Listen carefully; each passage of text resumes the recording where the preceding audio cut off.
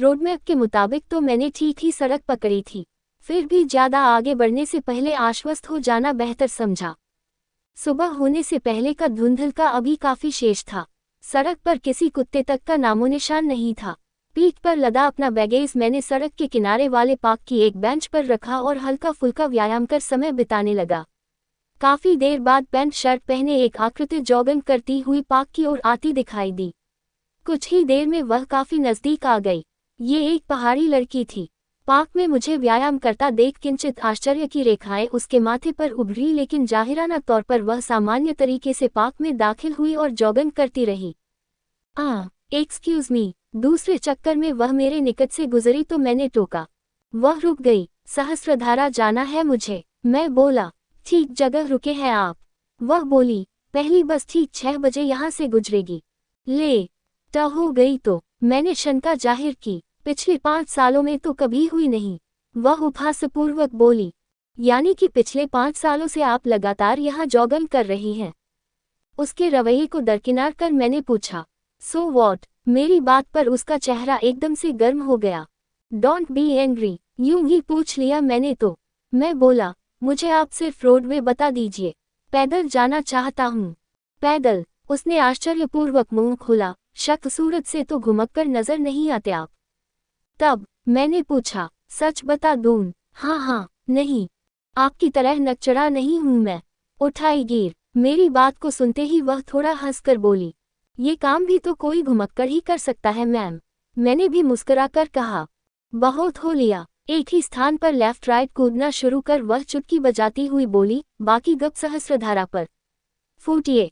सहस्त्रधारा पर मतलब? वहां पर फैंसी आइटम्स की एक छोटी सी दुकान है हमारी। वह बोली, 6 बजे वाली बस से जाकर रोजाना मैं ही खोलती हूँ उसे। 9 बजे डैडी पहुँचते हैं, तब लौटती हूँ। मेरे सामने उसका ये दूसरा रूप खुला। मन हुआ कि उससे और बातें करूं। अंधेरे पर सुबह से पहले का उजाला हावी होता महसूस होने लगा था। वहां रुके रहने का मतलब था पैदल यात्रा की अपनी आकांक्षा को छोड़ देना। यह मुझे उचित नहीं लगा। आप अगर लड़का होती तो आपसे आज अपने साथ पैदल चलने का आग्रह जरूर करता मैं। कुछ सोचते हुए मैंने कहा, लड़का? खुद के लड़का होने पर बड़ा घमंड है आपको।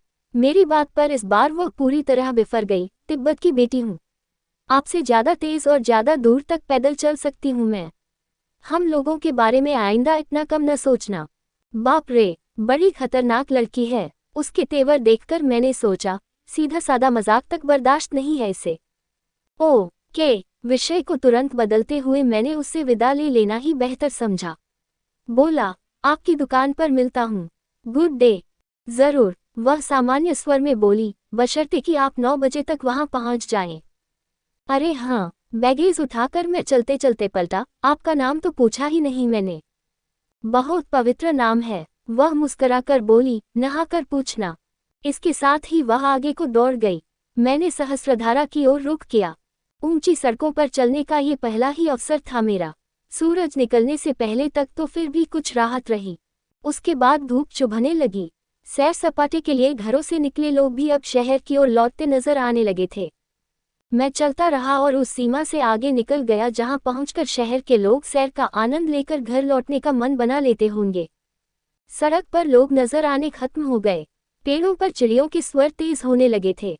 पक्षी अपने बसेरों को छोड़कर दिन भर के भोजन और राहत के स्थानों की ओर उड़ चले थे। पेड़ों और पहाड़ों की चोटियां कहीं कहीं गुलाबी नजर आने लगी थीं। पहाड़ी रास्ते पर चलने के लिए शरीर को इतना श्रम करना पड़ रहा था कि उस सर्द सुबह को भी मेरे माथे पर पसीना छलछला आया था। लेकिन मैं चलता रहा। मुझे लगा कि मेरी बनियान भी पसीने से भीगने लगी है और यही हाल रहा तो कुछ ही देर बाद अपनी जर्किन और स्वेटर मुझे कंधे पर लाद लेने होंगे। इस बीच 2 बसें भी मुझे क्रॉस करके आगे जा चुकी थीं। मेरी अगर यही रफ्तार रही तो 9 क्या 10 बजे तक भी सहस्त्रधारा नहीं पहुंच पाऊंगा, मैंने व्यग्रतापूर्वक सोचा और जहां तक पहुंच गया था सड़क के किनारे वहीं पर अपना बैगेज टिका दिया। कुछ देर इंतजार के बाद पीछे से आई तीसरी बस को रुकवाकर मैं उसमें बैठ गया। सुनो, आखिरी स्टॉप से आधा किलोमीटर पहले ही उतार देना, मैंने कंडक्टर से विनती की और उसने सहस्त्रधारा से करीब 1 किलोमीटर पहले मुझे उतार दिया। वहां से खरामा खरामा चलकर 7:30 पौने 8 बजे के करीब मैं धारा तक जा पहुंचा। जैसा कि जाहिर था, मेरे कदम सबसे पहले वहां बनी दुकानों की ओर ही मुड़े और मेरी उत्सुक आंखों ने आसानी से उसकी दुकान को टोह लिया। कितनी दूर पैदल चलकर बस में बैठे? मुझे देखते ही उसने पूछा। बस में? सिर से एड़ी तक बहता ये पसीना नहीं दिख रहा आपको? होता है, पहाड़ी रास्तों पर ऐसा ही होता है। मेरी बनावट को नजरअंदाज कर वह बोली, कोई बात नहीं, जब तक न चढ़ो तभी तक रहती है पहाड़ पर चढ़ने की ललक।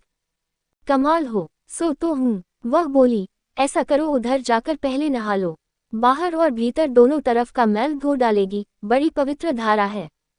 बाहर भीतर के मैल से मतलब? पसीना और थकान और क्या? वह बोली। अब तो बता दो अपना नाम।